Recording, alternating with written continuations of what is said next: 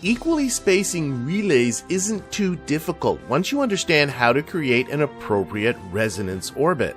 I will not only be looking at how to do this while placing your network, but also going over the build in detail and showing you how to use RCS as a means of main propulsion. Along the way, I will also be completing the contract, position a satellite in a synchronous orbit of Minmus. Let's get started.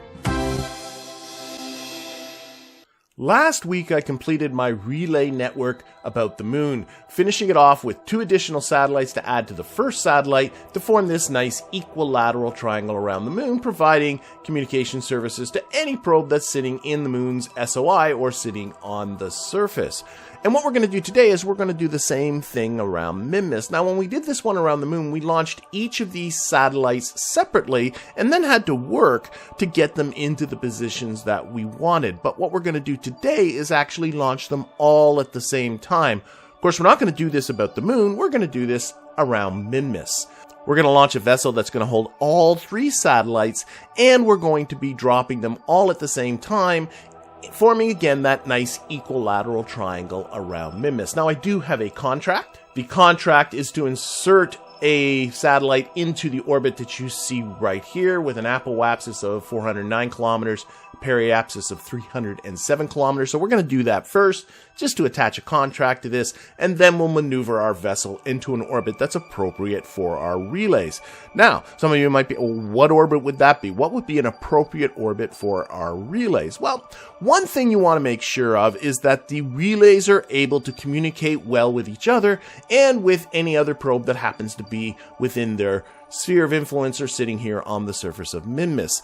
And you can do the math on that. I have videos on how to do that, but if you have the relays at an altitude of more than 535 kilometers, you will find that a probe with a Communotron 16 sitting on the surface of Minmus won't be able to communicate with it with a strong signal strength. So we want to stay below an altitude of 535 kilometers.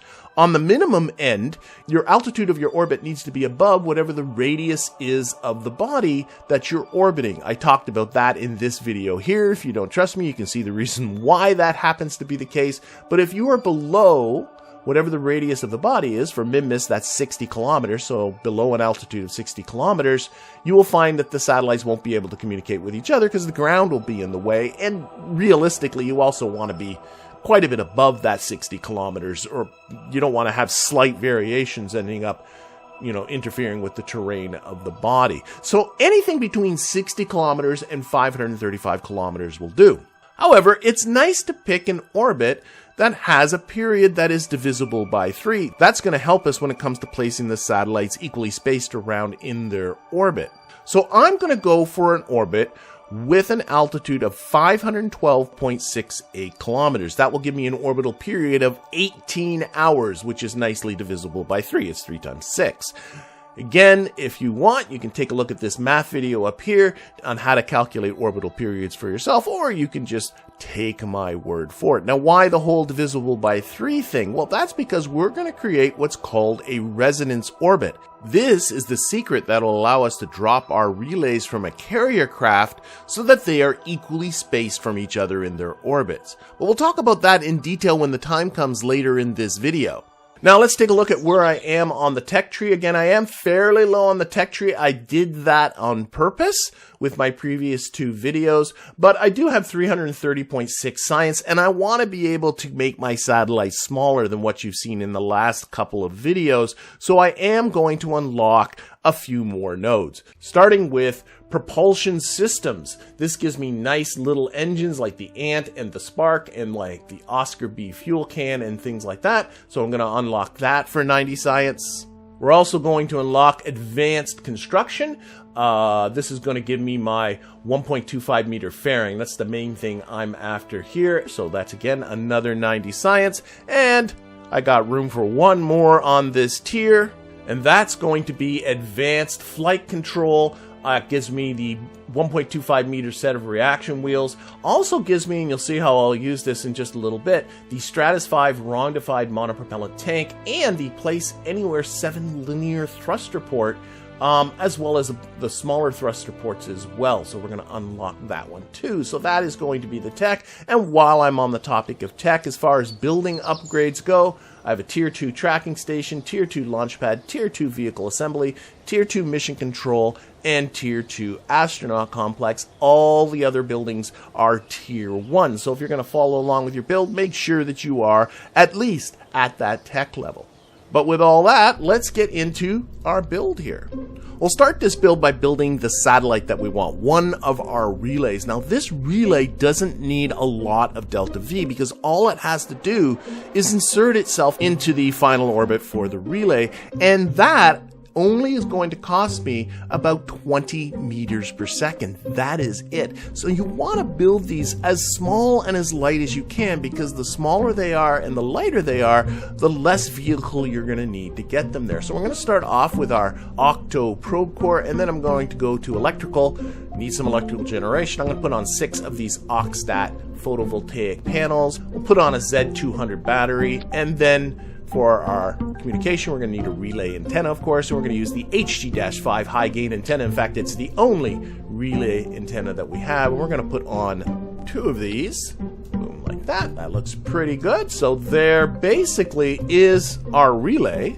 And just for look-sees, I'm also going to put on a couple of these blinky lights. Now what we need to do is provide this thing with propulsion. Again, all we're shooting for is 20 meters per second. That's hardly anything. So if I look at my smallest liquid fuel tank, and this is the smallest one in the game, it's the Oscar B fuel tank. We'll stick that in there. And the smallest engine in the game is the LV-1 Ant liquid fuel engine. And if I put that there, put this on vacuum, that is already 1,474 meters per second of delta V. That's a ton, way more than what I need. So what I'm going to do is I'm going to actually take this right down to its absolute minimum.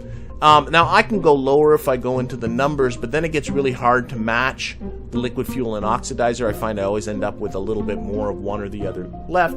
And I end up now with 183 meters per second. That'll do. Thrust to weight of 0.59 in space. That's going to be great. So there's one option right there if you're going to go with liquid fuel and oxidizer. But I'm going to show you, and by the way, if we take a look at the mass of this thing is 347 kilograms. So reasonably light. But just to show you another option, if we put this one aside, here's another option, is to go with RCS. This is something people don't often consider. They think of RCS as something for maneuvering, but if I go over here and I grab me the Place Anywhere 7 linear RCS port, be careful not to grab the smaller one because I do want the thrust, and I'm going to put this on the bottom. We're only going to put one of them. And if you put it down here, you want to get it right in the center, and you can see it's a little bit tricky to kind of do that, but here's a trick I'll show you. If you just place it so it's around where the center is, you can see the texture in the battery to kind of help you out. And you make sure your snap is on, and then you click on the move tool, and you just move it.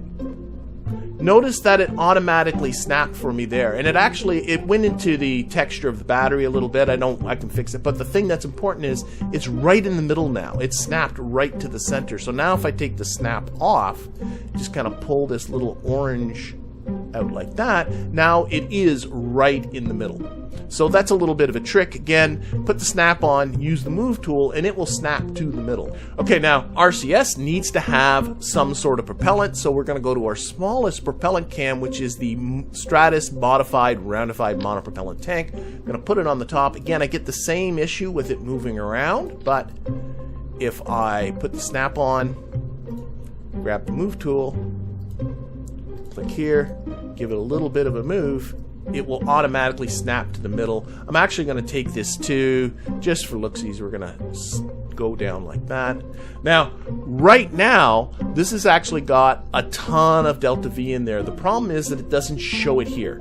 The game will not tell you how much delta V you have for monopropellant, but you can do the work on figuring that out for yourself using the rocket equation. Again, you want the video, it's right up here, or you can just take my word for it, or actually I'll show you a little trick in just a little bit. But if I take this down to the absolute minimum of 2, well, again, the minimum before I get to 0 and still have it snapping, and if you want, you can get into the numbers. I'm going to leave it at 2. 2 works pretty good. And this will have 58 meters per second and a thrust to weight of 0.62, and it has a mass of 330 kilograms, which is a little less than what it was before. Both of these will work perfectly fine, but just to do something a little bit different, I'm going to do it this way using the monoprop can. Now, there's a couple of things if you're going to use monopropellant as propulsion that you're going to want to do. Right-click on the thruster port, and what you want to do is you want to show actuation toggles. And if you're not seeing that option to show the actuation toggles, make sure you have advanced tweakables turned on in your game settings. And this is only going to be for propulsion, not for attitude control. So I don't care about yaw, I don't care about pitch, I don't care about roll, I don't care about moving from port to starboard or dorsal to ventral, which is up and down. All I care about is moving forward and aft. Technically, I only care about going forward, but unfortunately those two are locked together. So you only want the fore aft on, and right here it says 4x throttle. If you toggle that on, that means that this will throttle using the shift and the left control key in exactly the same way as you can throttle other types of engines in the game. So basically this turns this into an engine that you can just throttle the way you normally throttle, rather than using the H and the N and the IJK keys. And if you want, you can put this to the test by hitting the launch button and then using the game's console menu to put the craft into an orbit. Doing this isn't a bad idea anyway, just to test whether the thrust is balanced. And if you note your velocity before doing any burning and then burn prograde until the fuel runs out, the amount your velocity increased is the delta V of the craft, which is handy to know when the game won't tell you what it is. With the satellite now done, we need to build a vehicle that can carry 3 of them to Minmus. But before we do that, we want to save this relay in a way that we can pull it into our next build. And we do that through the use of subassemblies. Now what you can do, if we open up the Advanced tab here and go to Subassemblies, there's a subassembly drop zone. You can just take this and grab it and drop it in there. But the problem that you'll have if you do that is that we need to have an attachment node down here at the bottom. And you can see as soon as I grab this, I actually don't have the attachment node. And I need to have that in order to attach it to my next vehicle. The way to get that attachment node is to simply grab a decoupler or a docking port or anything like that. Any of these will do. Stick that on the bottom. Make that the root part, just like so. Then we'll grab this and make sure you have all of it. But notice now there's a node there on the bottom near where the engine is. So I can take that. Oops, I lost my subassembly, of course. Drag that into here. It asks you to give it a name. This is my Minmus relay. You can give it a description if you want. I'm not going to be bothered. And now we have this Minmus relay here. So if I go new, I can grab this out anytime I want to.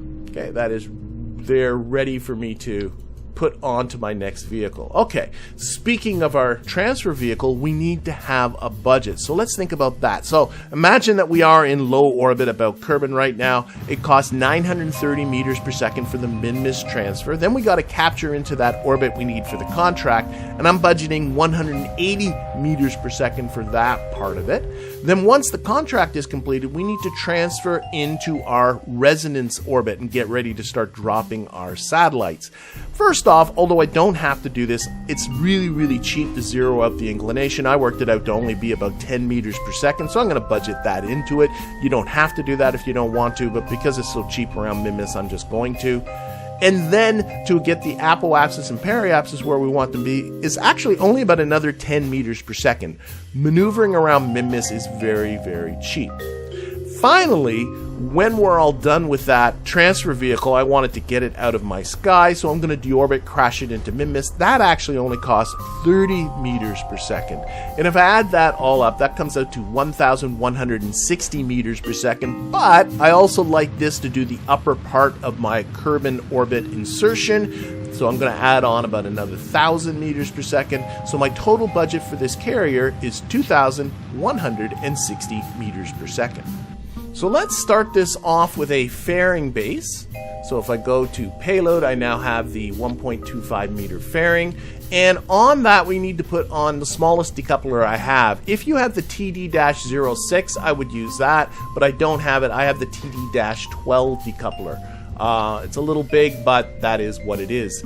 And then what we're going to go is to our sub-assemblies, and we're going to go to our Minmus relay, and we're simply going to plunk that on the top. So there is our first relay ready to go. The one thing you want to do with this decoupler, because having this force at 100% on this probe, it's a little tiny probe, it's going to fire it off with some velocity. I don't want to do that, so turn this force percentage right down to 0.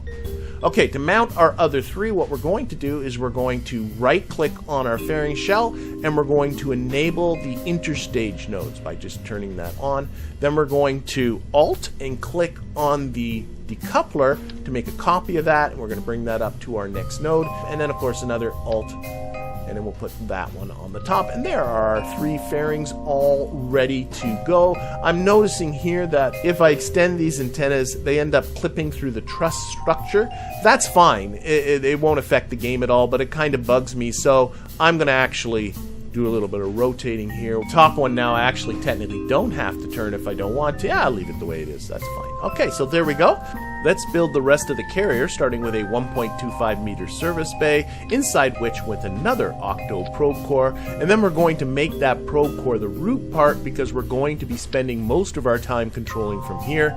Next came a Z200 battery, a Communitron 16, and then 4 Oxstat solar panels.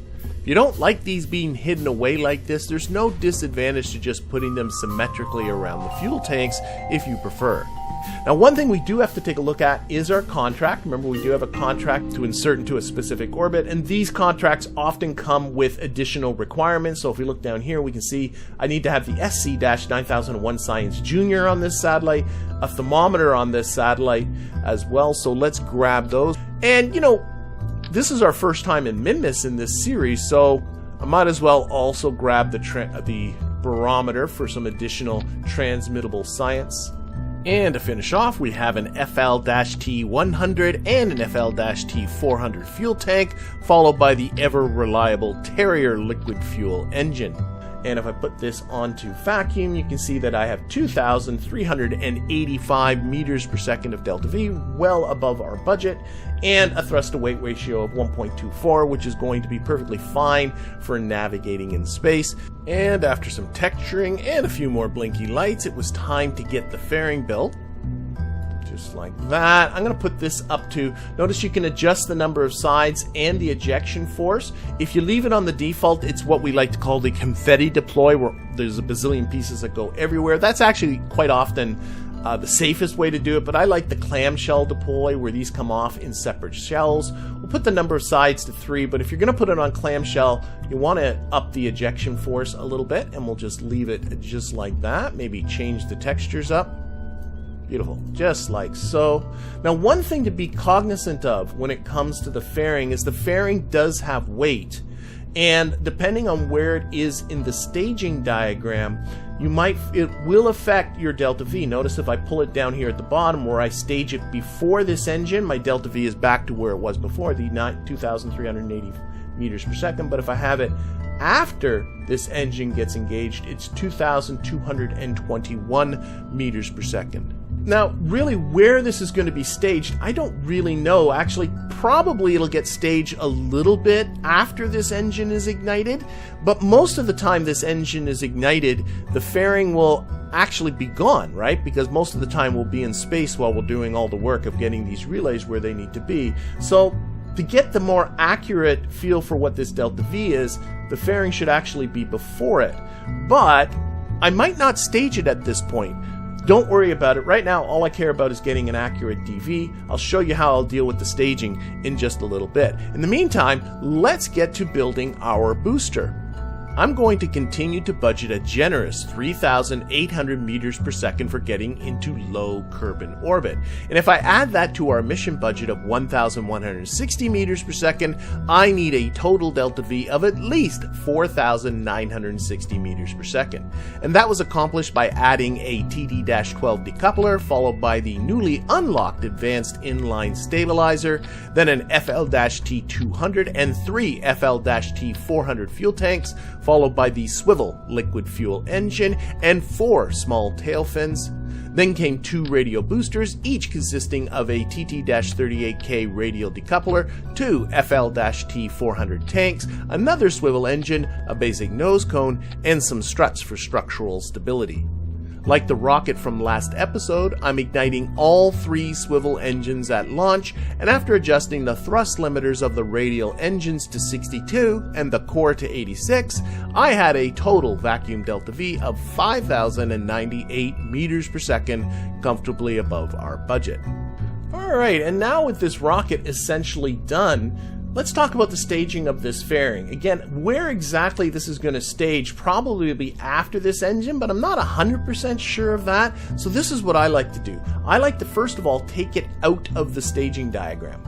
So I'm going to do that by right-clicking on the fairing and clicking Fairing Staged. And then we're going to take that stage right out. Now once I do that, the delta V gets messed up because the game, I don't know what logic it uses to place the fairing, but don't trust this delta V anymore once you've done that. But I still want to stage this fairing. I'm going to do it through an action group.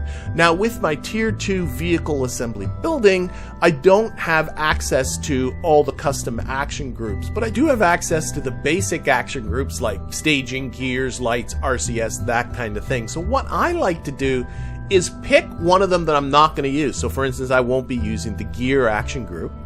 And what I can do is click on my fairing and then say deploy. So now when I hit the gear action group, which is G on your keyboard, that will deploy the fairing. That way I can deploy it when I'm ready to deploy it, not worry about exactly where it is in the staging diagram. And with that done, we are ready to start our mission. And if you're finding the rockets a little bit twitchy, try taking these and turning down the gimbal limit.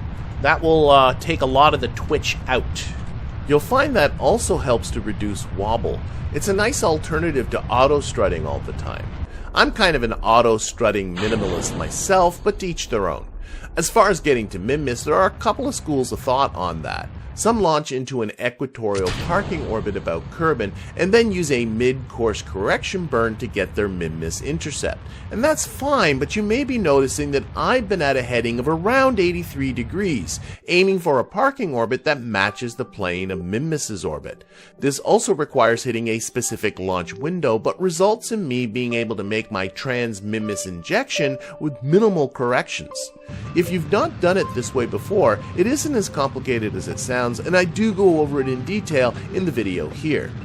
Recall that I'm going for a specific orbit of Minmus contract before I move to my relay dropping orbit. Doing a contract like this is a completely optional part of the relay mission. If you want more details on how to complete a contract like this, you can check out this video here. Either way, once the parameters for that contract were met, it was time to move our vessel into its resonance orbit. Recall that the final orbit for our relays will be a circular orbit with an altitude of 512.68 kilometers, an orbit that will have a period of 18 hours. And here's where having an orbital period that is divisible by 3 helps us out. The resonance orbit should be a period that is 1/3 more or 1/3 less than 18 hours, as well as having its apoapsis or periapsis at the altitude of our target orbit. As the orbit I'm currently in is already lower than the target orbit for my relays, I'm going for an orbit that has a period that is 1/3 less than 18 hours. 1/3 of 18 is 6, so my resonance orbit should have a period of 6 less than 18 or 12 hours. And the parameters that give me the period I want is 241.39 kilometers by 512.68 kilometers. As mentioned, I could also go for a period that is 1/3 more than 18 hours, which is 24 hours, and in case that is something you would want to do instead, the parameters that give you a 24-hour orbital period is 512 12.68 kilometers by 754.82 kilometers. While I'm at it, I'm also zeroing out the inclination. This is completely unnecessary. The relays will function just as well in an inclined orbit, but it costs hardly any fuel and, in my opinion, looks a lot cleaner. And as I close in on the end of this final burn, keep in mind that it's getting an orbital period of 12 hours that is the most important parameter. This is very sensitive. I have the thrust limiter down to its absolute minimum. Also remember that a Kerbal day is 6 hours, so a 12-hour period is exactly 2 days. There we go. 2 days, 0 hours, 0 minutes, and 0 seconds. So now that we have our resonance orbit set up, we can start thinking about dropping ourselves a satellite. Now it's apoapsis that's at the altitude of our final relay orbit. So what we want to do here is we want to time warp. You might want to do a quick save here in case you mess up with time warping as often as I do. You want to time warp until you're about, I would say maybe 5-10 minutes ahead of your apoapsis. Now notice here that I am just getting back my signal with the KSC as I approach apoapsis. If you run into the situation where you don't have a signal at this point, all you have to do is time warp until Minmus has moved enough in its orbit about Kerbal that you will get a signal out here. Of course, I could have avoided this even being close by putting the apoapsis and periapsis of my resonance orbit off to the side, but that would have required a little more thinking ahead. Okay, let's get ready to drop our first satellite. So we want to deploy our antennas here. So extend that antenna. Extend that antenna. We're obviously going to start with the top one and work our way down. And then what we want to do is just right click on this decoupler. We're not going to do this through the staging. We're just going to say decouple. And because we turn the thrust force way down, it doesn't go shooting off, which is good. Hit the square bracket key to switch to this vessel here. And we're going to give it a little bit of a wiggle wobble. A little bit of just a little, use the antennas to kind of nudge you away just like that. And again, what we need to do is get this. We're going to bring up our periapsis so it matches our apoapsis, but more importantly, what we need to do is bring up our orbital period to 3 days, 18 hours. Remember, again, a Kerbal day is 6 hours, so 3 days right on the button. And remember to turn on this engine. You don't stage anything, but you do have to put on RCS. And then this can be controlled with the left shift, left control, and the Z and the X keys, just like a regular engine. Also, don't put a ton of faith in the burn time indicator. The game doesn't even know what delta V this vessel has. There we go. Okay. And again, it's the period that's important. And you can use the H key, by the way. That still works. See, you can give it little puffs like that. But as we get close here, what you want to do is you want to turn this right down. Okay, I'm going to do the same thing, 0.5 for the lowest it'll go. And if you want, you can just tap on the H key to really do this fine. And again, getting it exactly circular, that's not the big deal. It's getting that period right. That's the important part.